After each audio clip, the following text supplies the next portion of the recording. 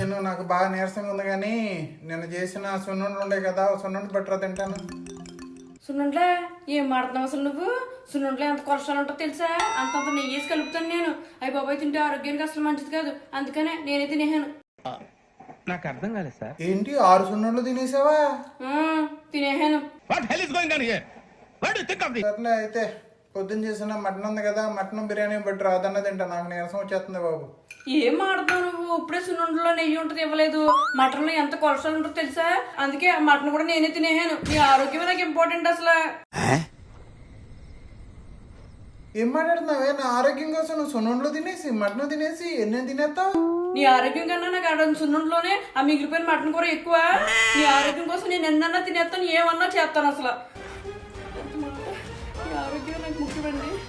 వెళ్ళి మంచిది తాగాల పడుండి కొంచెం. వెళ్తే కొంచెం బెల్లం అంటారు ఇందులోకి, వేసాను గుళ్ళోకి.